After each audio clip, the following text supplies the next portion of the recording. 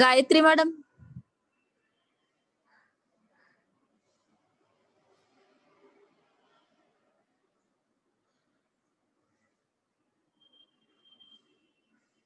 Madam, start your lecture.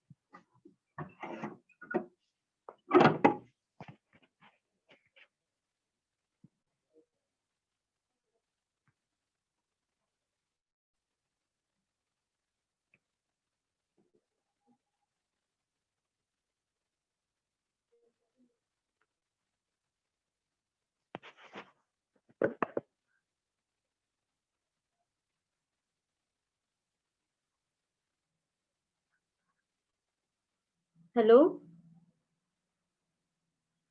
Yes, madam, Hello. start. Is my voice is audible, ma'am? Yes, yes. Okay, thanks, ma'am. Okay, good morning to all. Welcome back to our online state level lectures. Myself, Gayatri Wag from BMC Education's Goregaon MPS East School. And yesterday we are with the lesson that is changing life, and already we had completed our few points. Uh, that is about our ancient time. After that, the work of Baba Sahib Ambedkar, then our social welfare, then scheduled caste and tribes, and we are with the topic that is the public health. Okay, I will proceed with the topic public health. Okay, we had already completed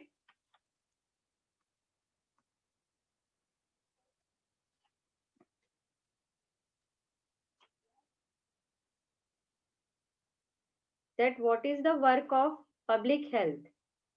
Next one is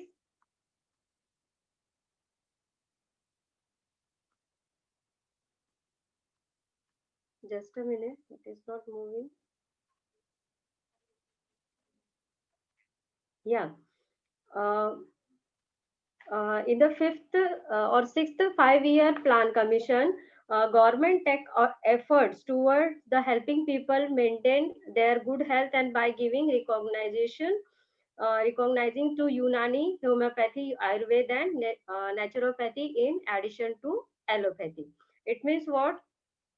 If for the benefit of public or society, government had made some rules in the Constitution of India that our people's health are very important if we want to develop our country. And so our government take some objectives in front of society by which the uh, medical treatment or the availability of the goodness of the public health will be improved. The next is progress in medical field.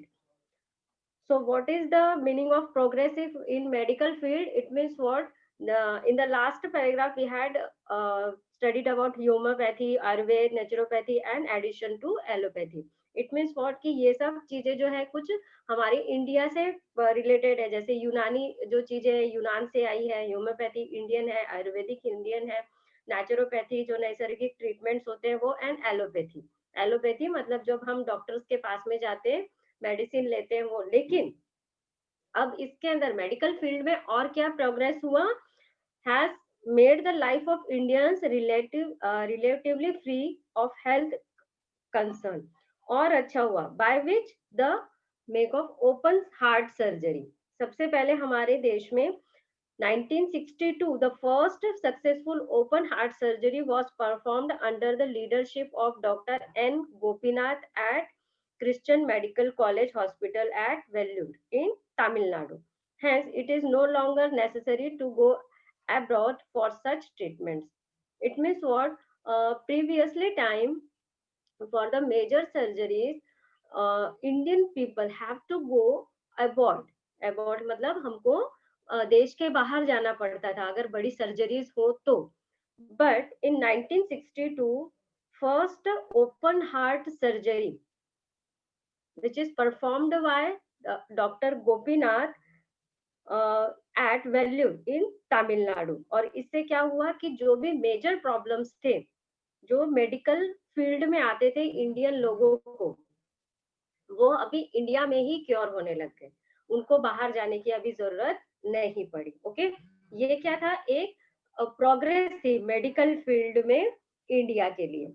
Second one, similarly the invention of Jaipur food has transformed the lives of the disable in India. ठीक है, before 1968, when before 1968 if a person lost a leg in an accident, he had to suffer for the rest of his life in order to remedy the situation। So Dr. Pramod Sethi designed a manufactures artificial limbs, nose and ears with the help of skilled craftsman Ramchandra Sharma। See what happened कि अगर कोई accident होता था, before 1968 की बात है, 1968 से पहले अगर इंडिया में कोई भी एक्सीडेंट होता था और एक्सीडेंट्स में अगर किसी के पार्ट्स जो थे, मतलब बॉडी पार्ट्स डैमेज हो जाए या फिर कट हो जाए, तो वापस उनको नहीं ला सकते थे, मतलब आर्टिफिशियल जो है वो था ही नहीं। लेकिन आफ्टर 1968, ठीक है, जब हमारे यहाँ मेडिकल फील्ड जो है ये बढ़ने लग गई, तो क्या हुआ कि the parts which are damaged should be replaced by artificial body parts like limbs, nose, ears, with the help of skilled craftsmanship Ramchandra Sharma। Okay, next one, the artificial body parts manufactured with the help of the Jaipur food technology have made it easy for the differently able to walk barefoot and roughly on roughly surface, run, go cycling, work in the fields, limbs trees, climb trees and even climb mountains, etc.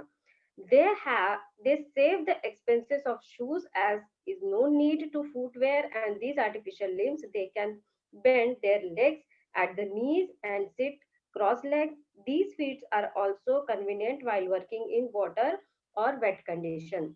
आप देख सकते हैं, सी on the image, आपको image में दिख ही रहा होगा कि किस टाइप से डिफरेंट टाइप्स ऑफ आपको यहाँ पे जयपुर फूड दिखाए गए हैं। ठीक है, दे आर वेरी कन्विटेबल। ठीक है, they can fold at the knee place. ठीक है, वो नी प्लेस पे भी फोल्ड हो सकते हैं। ठीक है, इसको अगर डायरेक्ट वेस्ट से ज्वाइन होता है तो वेस्ट से भी ज्वाइन हो सकता है। After that they have a shoes, already they putted shoes on the leg. उनके यहाँ पे देखिए लेग के साथ में एक शूज भी दिए है, जिसके कारण उनको अलग से शूज उसके लिए खरीदने की जरूरत नहीं है। और ये जो शूज है वो उनको रफ एरिया में भी चलने में मदद करते हैं। And with the help of these legs, artificial legs, they can climb mountains also. ऐसे बहुत सारे माउंटेनियर्स हैं जो उनके इस टाइप के आर्टिफिशियल फूट पहन के वो लोगों ने माउंटेन क्लाइंबिंग की है। ठीक है, तो इस तरह से हमारे इंडिया में मेडिकल फील्ड जो थी वो प्रोग्रेस करने लग गई। Okay, next one, that is the kidney transplantation. Okay, now kidney transplant, since this surgery can now be performed in India, doctors have succeeded in saving patients' lives. Such surgeries were not so common in India till 1971, but in 1971 it was successfully performed at the Christian Medical College Hospital at Vellore in Tamil Nadu. Dr. Johnny and Dr. Mohan Rao transplanted the kidney donated by the living person into the patient's body. Nowadays, patients from underdeveloped countries come to India for such surgeries. Now see how the medical field invented. आगे कैसे बढ़ते जा रहा है medical field. अब तक तो हमने देखा कि ओपन हार्ट सर्जरी हो गई, उसके बाद में artificial body parts, and now the transplantation of kidneys. अब किडनीज ट्रांसप्लांट होने लगी when from 1971. From 1971, Dr. Johnny and Dr. Mohan Rao transplanted the kidney donated by a living person, not from a died person. Okay एक living person, जीता जागता जो आदमी था, उनमें से उन्होंने ऑपरेट करके किडनी एक जो थी वो पेशेंट को ट्रांसप्लांट कर दी. और अभी कुछ अंडर डेवलप कंट्रीज जो है, जो ऐसी कंट्रीज है जो फुल्ली डेवलप नहीं है, इकोनॉमिकली स्ट्रांग नहीं है, वो इंडिया में आते हैं और इस टाइप की सर्जरीज जो है वो यहाँ पे करते हैं.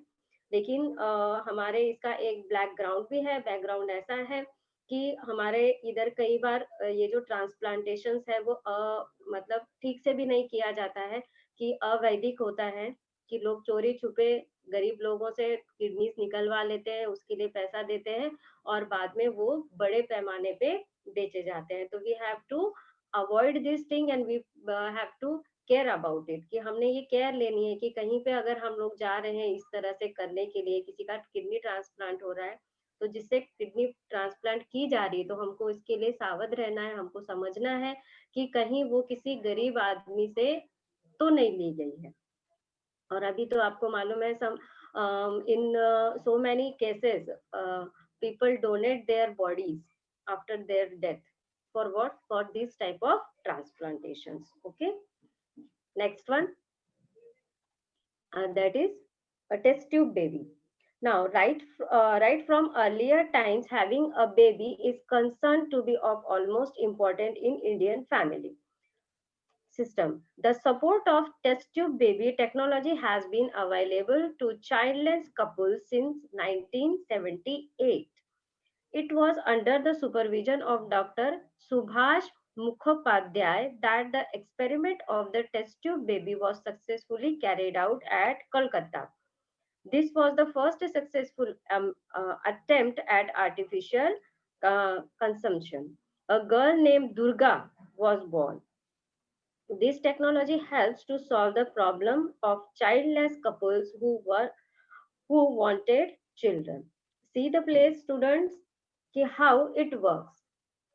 Now we have studied about this type of transplantations, but what happened? The test tube baby.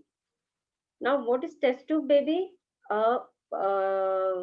Means जो लेडीज होती हैं जो गर्भवती नहीं हो सकती, जिनके गर्भ में बच्चा नहीं रह सकता है, तो उसके ऊपर ये प्रोसेस की जाती है और उसका जो बेबी होता है, मतलब टेस्ट ट्यूब में नहीं होता है, लेकिन जो सीरम्स होते हैं, जो कुछ होते हैं, वो इंजेक्ट किए जाते हैं उसके वूम में जहाँ पे बेबी तैयार होता है. ठीक है, बट व्हाट हैपन कि इंडियन फैमिलीज जो है, ठीक है, हमारा जो कल्चर है, यहाँ पे किसी भी मैरिड कपल को बेबी होना बहुत ज्यादा जरूरी होता है, क्योंकि हमारा ये कल्चर है कि after marriage in 4 to 5 years the couple have to be a child.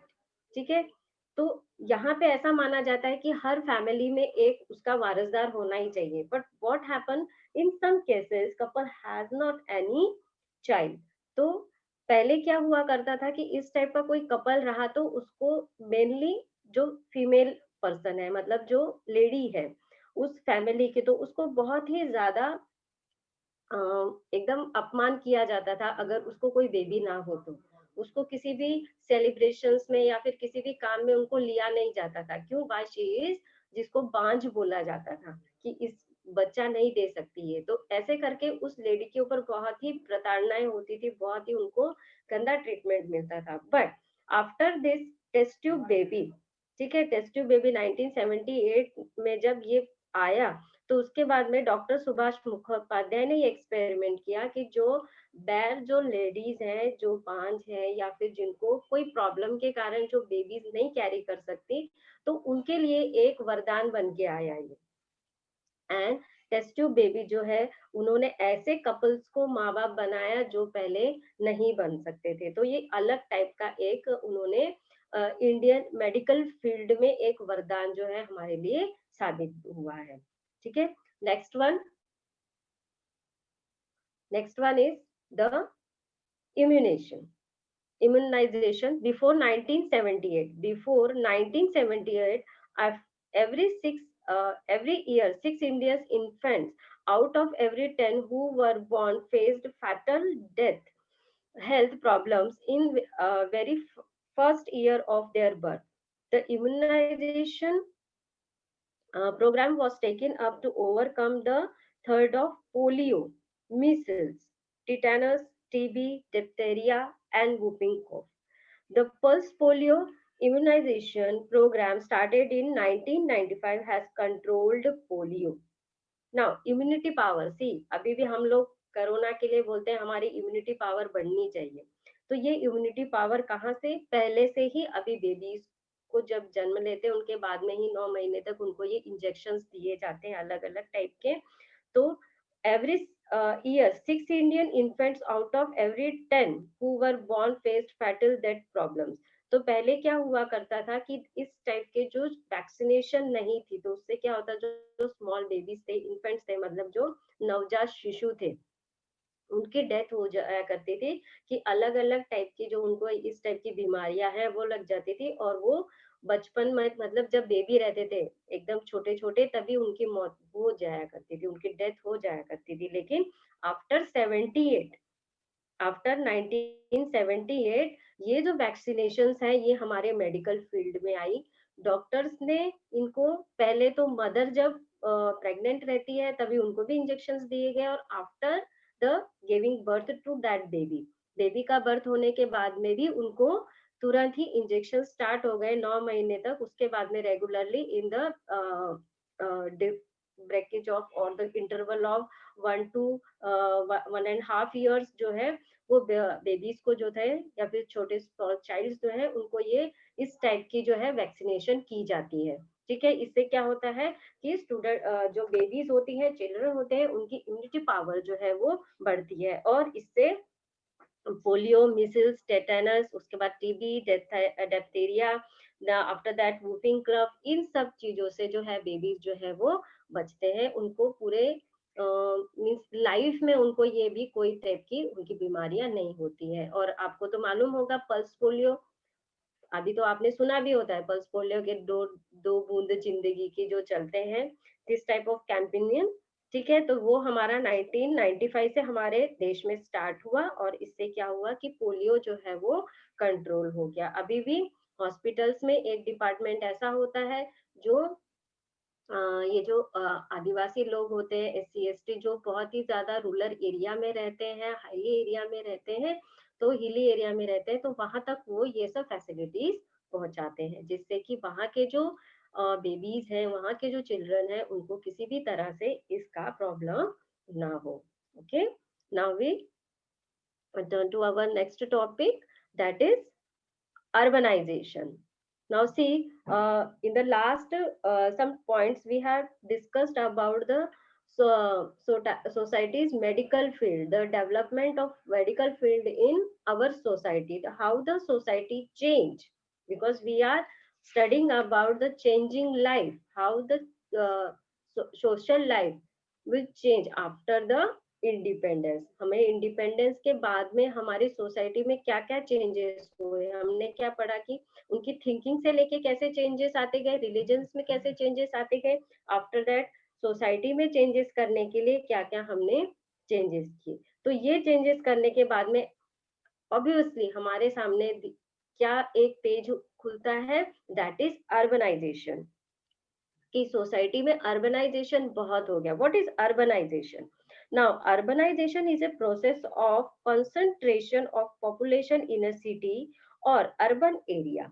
Increasing population in is one major reason for urbanization. Now urbanization का मतलब ही क्या होता है? Urbanization का मतलब होता है कि जब एक बहुत बड़े पॉपुलेटेड जगह हो, मतलब वहां पे बहुत सारे लोग जो है आ जाए और वहीं पे रहने लग गए. ठीक है. अब वहां पे रहने के कारण एक परफेक्ट प्लेस है, वहां पे बहुत सारे लोग आए हैं जिसको हम सिटी बोल सकते हैं, कि गांव से लोग आए हैं सिटीज में काम करने के लिए और वो एक जगह पे बहुत सारे लोग रह गए, मतलब इसको हमने बोला कंसंट्रेशन ऑफ पॉपुलेशन. ठीक है. तो इस टाइप का काम हुआ और अब उस पॉपुलेशन को फैसिलिटीज प्रोवाइड करने के लिए बहुत सारी चीजें वहीं पे आ गई, और वो जो फैसिलिटी प्रोवाइड कर रहे थे वो भी वहीं पे रुक गए. तो इसलिए क्या हुआ, वहां पे एक बहुत बड़ी कम्युनिटी तैयार हो गई और इसके कारण वो क्या हो गया, अर्बनाइज हो गया. Okay, that place will turn into urbanization. वहां पे अर्बनाइजेशन हो गया. Now a few other factors affecting urbanizations are air, water, and the economic as well as the social organization necessary for community life.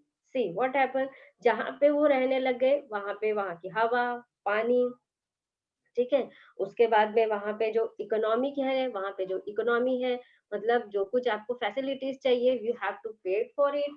ठीक है. तो वहां पे वो लोग पैसा पे करने लगे उनकी फैसिलिटीज के लिए, और ये सारी जो चीजें है वहां पे उन्होंने जो कुछ स्टार्ट की वो एक कम्युनिटी लाइफ के लिए इम्पोर्टेंट थी. तो ऐसे ये अर्बनाइजेशन जो है वो स्टार्ट हो गया. In the context of post independence means after independence India, the increase in urban population is also due to factors such as reduction in the mortality rate, industrialization, unavailability of means to livelihood in rural areas, job opportunities, and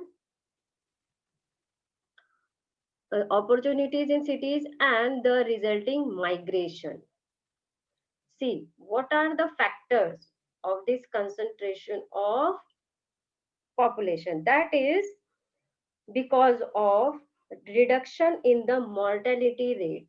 Reduction of the mortality rate मतलब जो दर था किसका, mortality मतलब होता है जो death होती है लोगों की. ठीक है. लोगों की जो डेथ हो रही थी तो वो कम हो गई because because of this development. ठीक है. हेल्थ, पब्लिक हेल्थ जो थी वो लोगों की सुधरने लग गई, सुधरने के कारण लोगों जो डेथ हुआ करती थी वो कम हो गई.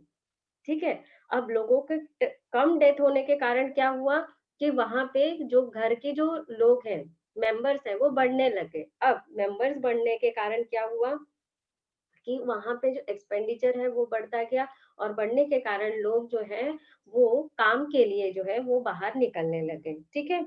The reduction in the mortality rate. उसके बाद में इंडस्ट्रियलाइजेशन, इंडस्ट्रीज आ गई. इंडस्ट्रीज में जो लगने वाले लेबर थे वो सारे लेबर जो थे वो विलेज की तरफ से ही शहरों में आते थे. Okay. Now second one is unavailability of means of livelihood in rural areas. In the rural areas, the facilities are very less. Okay, the facilities are very less. That's why the people from rural area come to urban area or to cities to work. Okay, because why work? Because in the cities, job opportunities are more. Okay, and because of that, the migration of people from village increased. So to reduce the strain on the cities, it is necessary to make job available in villages. Okay, villages में हमको job जो है वो बढ़ानी बहुत जरूरी है, कि अगर हमने villages में, ठीक है, देखिए increasing factors of urban population. क्यों पॉपुलेशन बढ़ रही है? Because reduction in mortality rate हो गया, अवेलेबिलिटी मीन्स जो है वो वहां पे ज्यादा है अर्बन एरियाज में, जॉब अपॉर्चुनिटीज ज्यादा है, माइग्रेशन ऑफ पीपल ज्यादा हो रही है, इसलिए जो पॉपुलेशन है वो बढ़ता जा रहा है। और अब अगर हमको ये पॉपुलेशन कम करना है सिटीज का, तो what we have to do, we have to available jobs in villages. हमको विलेजेस में ही जॉब जो है वो स्टार्ट करने चाहिए, to achieve a balance in economic development, control the expansion of metros, and provide necessary services and facilities in both the urban as well as rural area. So, if we want to reduce the population in urban area, uh, we have to develop opportunities in villages. Maybe it is job opportunities or एक at a type of business, कुछ भी ऐसा हो जो job जो काम है, अगर वो विलेजेस में ही स्टार्ट हो गए तो लोग विलेज छोड़ के वो कभी भी अर्बन एरिया में नहीं आएंगे, और अर्बन एरिया में जो पॉपुलेशन इंक्रीज हो रही है वो नहीं होगी। Okay, so the next one is rural area. Okay, now the rural area. A village is a permanent settlement of farmer near the land they themselves settled, either individually or collectively. Villages come into extent when farming begins. Villages in India are thinly populated. A dense cluster of houses surrounded by farmland is a unique feature of Indian village. A settlement smaller than even a village is called hamlet. Compared to the urban community, the village community is very small. See the देखिए, a village is a permanent. We know that our India is a place of farming. ठीक है, हमारा जो भारत है, हमारी जो India है वो खेती से भरी हुई है, किसानों से भरी हुई है, ठीक है ना। इसके अंदर अभी अर्बनाइजेशन आ रहा है, फिर भी आप देखोगे कि अर्बनाइजेशन आपको कम दिखेगा, लेकिन आपको हर जगह पे खेत बहुत दिखते हैं। हम लोग हमेशा रिलीज करने के लिए, अपने आप को रिलीफ करने के लिए कहाँ जाते हैं, खेतों में जाते हैं। ठीक है, why it is so, because village is a permanent settlement. ठीक है, अगर शहरों में काम नहीं मिला तो लोग कहाँ गए, अपने अपने गांव की तरफ गए। अभी आपने देखा होगा, महसूस भी किया होगा कि अभी कोरोना जब आया था तो लोग रिटर्न हो गए और अपनी अपनी गांव की तरफ चले गए। कोई भी शहर की तरफ नहीं आया, वो गांव की तरफ चले गए, अपने अपने गांव की तरफ। Why it is, because village is a permanent settlement. हमारी स्टार्ट जो है वो विलेजेस से ही है। So, what happened? Villages come into extent when farming began. जब से खेती स्टार्ट हुई है तब से गांव स्टार्ट हो गए। मतलब जब भी लोग आदमी ने मनुष्य ने खेती करना स्टार्ट की, फार्मिंग करना स्टार्ट की, तो वो जहाँ पे फार्मिंग करता था वहीं पे वो अपना घर बना लेता था। और धीरे धीरे क्या हुआ, एक दो तीन करके ऐसे कम्युनिटी बनी, और कम्युनिटी वन से ही एक विलेज बन गया। तो अलग अलग जगह पे छोटे छोटे हमको विलेजेस दिखेंगे जहाँ पे लोग अपने अपने खेतों के पास में ही घर बांध के रहते हैं। ठीक है, तो that is the thinly populated area. Okay, after that Hamlet. Hamlet का मतलब होता है कि स्मॉल सेटलमेंट्स होती है, छोटी छोटी सेटलमेंट्स होती है। 10 15 या 50 घर का एक पूरा छोटा सा हैमलेट होता है, गांव होता है। उस वो लोग अपने आजू बाजू के खेतों में ही काम करते हैं और अपना पूरा टाइम वहीं पे निकालते हैं। अपना जो खर्चा होता है, उनकी लाइफ की जो भी फैसिलिटीज होती है, उसी में से वो कंप्लीट करते हैं। ठीक है, तो इस टाइप से ये रूरल एरिया जो है वो बना। Okay, now compared to the urban community, the village community is very small. जो अर्बन कम्युनिटीज है उससे हमने कंपेयर किया तो विलेज कम्युनिटी जो है वो बहुत कम कम होती है। Villages are not uniform across the India, where the differences based on different regional and physical features. देखिए, हमारे इधर हमारा इंडिया जो है वो हर जगह से सेम नहीं है। हर एक की जो फिजिकल फीचर्स है वो अलग अलग है, इसलिए उनका जो रहने का है, कम्युनिटी है, वो भी अलग है। अगर आप हिली एरिया देखेंगे तो हिली एरिया पे आप देखेंगे कि the the fields are like a stairs. जैसे स्टेयर्स होते हैं, सीढ़ी नुमा जो खेती होती है वहां पे किया जाती है, स्टेयर्स लाइक जो होती है उस तरह से। और वहीं पे कहीं पे एक कोने में उनका घर होता है। तो इस तरह से फिजिकल फीचर्स, हम लोग प्लेन लैंड में है तो प्लेन लैंड में आपको ज्यादा कम्युनिटी दिखेगी, लेकिन जो हिली एरिया होती है वहां पे आपको कम कम्युनिटी दिखेगी। Like that, because of physical features. Okay, the next point is post independence period. मतलब after independence. Keeping in mind the goal of rural development, the collective development schemes has come to face. Plans were made for improving farming technology, increase the area of irrigation land, extending educational facilities, enacting the laws for land reforms under this scheme.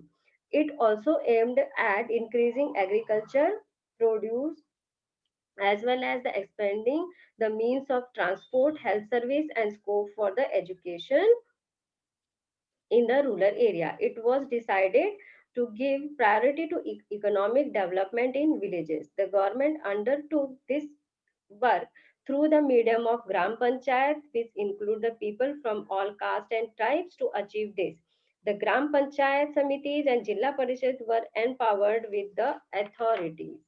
See the देखिए, जैसे जैसे अब हमने post independent area period, क्या था post independent में, क्या हुआ कि हमने जो इम्प्रूविंग थे रूरल एरियाज के डेवलपमेंट थी वो हमको करना बहुत ज्यादा जरूरी थी. तो इसके लिए कुछ प्लान्स बनाए गए.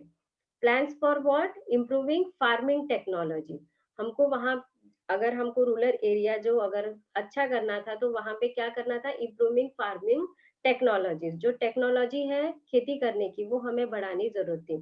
नाउ इंक्रीजिंग इरिगेटेड प्लांट मतलब जहाँ पे हम लोग खेती कर सकते हैं, इरिगेशन कर सकते हैं, लैंड जो है वो हमको ज्यादा करने जरूरी है. वहां पे education facilities are important to develop our rural areas. increasing agriculture products and increasing transport facilities and with the help and with health services, ये सब करना बहुत जरूरी है. और इसके लिए हमने जो कॉन्स्टिट्यूशन है they had give this work to gram panchayat, panchayat समितिज and zila parishad to empower the with more their authorities. ये जो सारी चीजें थी ये बढ़ाने के लिए उन्होंने ग्राम पंचायत, जिला परिषद और पंचायत समिति है इनको ये काम सौंपा गया कि आपको अपने अपने रूरल एरिया जो है वो डेवलप करने के लिए ये सारी चीजें जो है वो करनी पड़ेंगी. Okay. The next topic is changing economic life. The changing of economic life. Earlier, every village was economically self-sufficient. A majority of the villagers were dependent on farming. Farm produce used to be distributed among artisans as the payment for their work. Now this situation has changed. Rural areas are engaged in agriculture and occupations incidentally to farming while urban society is engaged in non-agriculture production and the service sector. Now what happened children?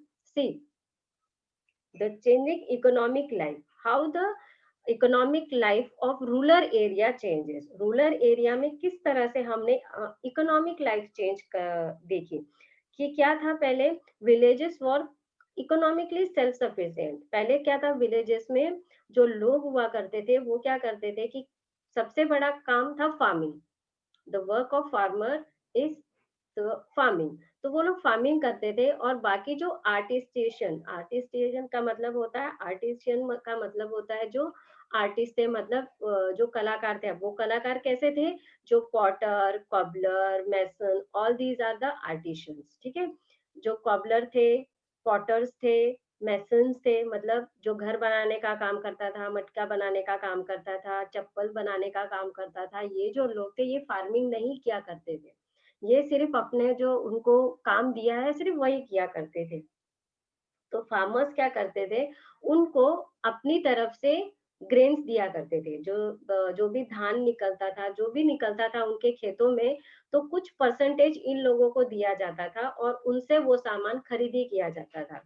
जैसे मटका बनाने वाला है तो साल भर के मटके जो है वो, मतलब साल में जितने मटके लगेंगे वो मटके वाले से लेंगे और उसको बदले में वो लोग क्या देते थे? गेहूं, अनाज, जो कुछ है वो लोग दिया करते. तो इस टाइप का एक्सचेंज जो था ये विलेजेस में चलता था. But when this modernization come, when this system was come, जब ये सिस्टम आ गया हमारे विलेजेस में कि इकोनॉमिक चेंज होना चाहिए, तो अब इससे क्या हो गया कि नॉन एग्रीकल्चर प्रोडक्ट्स जो है ये भी चालू हो गए. अब देखिए नॉन एग्रीकल्चर प्रोडक्ट्स, पहले तो देखिए मटका हो गया, चप्पल हो गया, ये तो हर एक आदमी को लगता है, लेकिन अब क्योंकि खेती में भी कोई चीजें बढ़ती जा रही थी, कि फार्मिंग में जो है टेक्नोलॉजीज जो आ रही थी अलग अलग, ये बढ़ती चली जा रही थी, तो रूरल एरियाज में भी लोगों ने अलग अलग ऑक्यूपेशन स्टार्ट कर दिए, जो जिसको हम नॉन एग्रीकल्चर प्रोडक्ट्स बोलते हैं। फॉर एग्जांपल आई से टेल अबाउट शुगर केन। ठीक है, शुगर केन की खेतों की खेती करना, मतलब शुगर केन मतलब गन्ने, गन्ने की खेती करना, ये एग्रीकल्चर में आया। ठीक है, एग्रीकल्चर का काम जो है, खेती फार्मिंग जो है, किसान है वो क्या कर रहा है, गन्ना उगा रहा है। लेकिन गन्ने के बाद में क्या होता है, गन्ने के बाद में उसकी क्या बनाई जाती है, शक्कर बनाई जाती है। तो that is non agriculture product हो गए। उससे गन्ने से गुड़ बनाया जाता है। ठीक है, अब शक्कर तो मे बी फैक्ट्रीज में बनती है, लेकिन गुड़ तो आपने कभी देखा होगा कि गुड़ जो होता है वो एक बड़ा सा एक करके उसको पूरा पकाते हैं रस को, और वहां से गुड़ बनाते हैं। ठीक है, तो these are the non agriculture products. तो उसके बाद में देखिए अगर कई लोग फूलों की खेती करते हैं, तो वहां पे उसके साथ में मधुमक्खी का भी वो पालन करते हैं, तो that is also non agriculture product. तो इस तरह से जो है नॉन एग्रीकल्चर प्रोडक्ट की तरफ जो है लोग जाने लग गए, विलेजेस के लोग ही, और इससे क्या हुआ, उनके इकोनॉमिक जो है वो चेंज होने लग गए। Okay, after that some you can see some these equipments which are used in agriculture। तो ये भी इक्विपमेंट्स जो थे वो एग्रीकल्चर में यूज हुआ करते थे, और इसके लिए लोग जो है वो अ, बाहर अर्बन एरियाज की तरफ आने लगे। Okay, next one is rural development. In 1961, 82% of Indian population resides in village. In 1971, the percentage was 80.1%. So, for the rural areas has shouldered the responsibility of providing food grains and raw material to urban areas, supplying labor to the industrial sectors of the city, and taking care of natural resources. There are three major challenges and references rural development, namely economic development, developing facilities to meet social needs, and finally bring about the change of attitude in mattering concerns society, culture, and ways of thinking. It is equally necessary to expedite irrigation projects and bring about land reforms. See, for the development of rural areas. ठीक है, rural area के अब हमने changing economic life भी देख लिया हमने कि चेंज हो रही है, तो और डेवलपमेंट क्या होगी उसके लिए, provide food grains to urban areas to develop rural areas. Rural areas को अगर हमें डेवलप करना है तो वहां पे जो फूड ग्रेन्स आता है, जो भी ग्रेन्स होता है वो अर्बन एरिया को सप्लाई कर दी जाए। और आपने देखा भी होगा कि बहुत सारे स्टोरेजेस है वहां पे ये सारी चीजें होती हैं। तो इस तरह से जो अर्बन एरिया है उसको अगर हमने फूड ग्रेन जो सप्लाई किया, इससे रूरल एरिया बढ़ जाएगा। रॉ मटेरियल है वो हम दे सकते हैं। ठीक है, उसके बाद में इकोनॉमिक डेवलपमेंट अगर करनी है रूरल एरियाज की, तो क्या होगा कि जो इकोनॉमी है वो वहां पे हमको चेंज करनी पड़ेगी, उसको सोशल फैसिलिटीज बढ़ानी पड़ेंगी वहां की, और उसके साथ में ही कल्चर और वे ऑफ थिंकिंग है वो हमको डेवलप करना पड़ेगा। अब कल्चर मतलब जो वहाँ की चीजें हैं वो हमको चेंज करनी पड़ेंगी, और वे ऑफ थिंकिंग मतलब जो उनकी सोच है वो चेंज करनी पड़ेगी। हाउ, जैसे अभी जैसे फॉर एग्जांपल टॉयलेट्स बनाए गए हैं। ठीक है, अभी गांव में आपने देखे होंगे कि टॉयलेट्स बनाए गए हैं, लेकिन बहुत सारे लोग हैं अभी भी वो टॉयलेट्स में नहीं जाते, ओपन ही जाते हैं। This is the way of thinking. ठीक है, तो उनकी ये मानसिकता चेंज करनी चाहिए कि अगर आपके गाँव में, आपके घरों में अगर टॉयलेट्स बनाए हैं तो you have to use it. आप उनको यूज कीजिए, केवल हमने उसको एक फैशन बोल के और एक रूम बोल के नहीं उसे तैयार करना है, we have to use it. तो ये जो वे ऑफ थिंकिंग है ये चेंज करनी है। और इरिगेशन प्रोजेक्ट्स जो है वो जो आए हैं, कैनल्स आए हैं, डैम्स आए हैं, इन सब का जो है डेवलपमेंट हमको रूरल एरियाज में करना चाहिए, जिससे कि उसकी डेवलपमेंट हो। Okay, next one is social needs and facilities। social needs and facilities, so social needs and facilities, it is necessary to give priority to facilities of public hygiene। ठीक है, public hygiene and health care. Even today the rural population faces problem related to air around provisions of drinking water, toilets, open drainage, narrow roads, inadequate electrification and lack of facilities for medical treatment। So अगर हमें social needs और facilities मिल जाए तो हम क्या कर सकते हैं कि रूरल एरिया का डेवलपमेंट कर सकते हैं। तो इसके लिए लोगों को जो सैनिटाइजेशन है, जो हाइजीन है, इसके बारे में सोचना चाहिए और इसके बारे में उन्होंने डेवलपमेंट करनी चाहिए। ओके। रूरल एरियाज में क्या है, ड्रिंकिंग वाटर का प्रॉब्लम्स होता है, टॉयलेट्स है, ओपन ड्रेनेज है, नैरो रोड्स है, इनएक्वेटेड इलेक्ट्रिफिकेशन है, lack of medical facilities and lack of education. If we do work on these all these problems, rural area develop. Okay. और इसके लिए Zilla Parishad were establish in 1962, that nutritious diet schemes was launched in 1970 to 71. The state also started a rural water supply scheme for sinking wells and providing pipe water. By 1971 to 16, by 1971, 1677 small dams had been built. मतलब देखिए कि किस तरह से जिला परिषद है वो 1962 में जब आई थी तो उन्होंने क्या किया कि न्यूट्रियस डाइट जो है वो स्कूल में देना स्टार्ट कर दिए। उसके बाद में उन्होंने rural water supply scheme start की, जिससे कि जो कुएं हैं उनके अंदर पानी आया और ये पानी जो था वो पाइप जैसे जिसको हम ट्यूब वाटर सिस्टम जो बोलते हैं उससे हमने खेतों में पहुंचाए। और 1971 के तक 1677 डैम्स जो है ये बनाए गए रूरल एरियाज को डेवलप करने के लिए। Okay. The next one is rural electrification. तो electricity is very much important. ठीक है, why it is so to give supplies to electric pumps and bore wells, क्योंकि village rural area is connected with farms, and for farms this water supply is very important.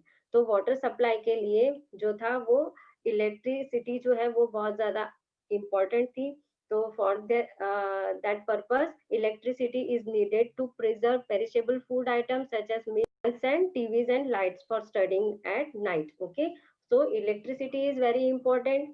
शहरों में तो आपको मिलती है लेकिन गांव में भी आपको इलेक्ट्रिसिटी की जरूरत पड़ती है। देखिए जैसे हमने बताया कि इलेक्ट्रिक पंप्स है, इनको चलाने के लिए आपको मिलेगी। उसी के बाद में टीवी, फैंस, ये जो है रेफ्रिजरेटर्स, उसके बाद में जो भी प्रोडक्ट्स निकलते हैं खेतों में से, ठीक है, फूड आइटम्स को प्रिजर्व करने के लिए भी हम लोग जो कोल्ड एयर में रखते हैं, कोल्ड रेज में रखते हैं, उसके लिए भी इलेक्ट्रिसिटी की जरूरत होती है। तो इसके अंदर भी रूरल एरिया में इलेक्ट्रिफिकेशन का जो है डेवलपमेंट होना चाहिए। ठीक है। After that last one is industrial development. Villages Industrial Planning Committee was performed to have the development of industries in rural area. By 1972 persons got employment under this scheme। देखिए villages industries, क्योंकि industries electricity आ गई, development हो गया, तो अपने आप ही villages में industrial development हो जाता है। और इसमें बहुत सारे ऐसे पर्सन हैं जिनको एम्प्लॉयमेंट मिला है इंडस्ट्रियल डेवलपमेंट से। उसके बाद में government of Maharashtra has also started residential high school known as Vidya Niketan in Satara, Aurangabad, Nasik and Chikaldara. What is the purpose about this Vidya Niketans?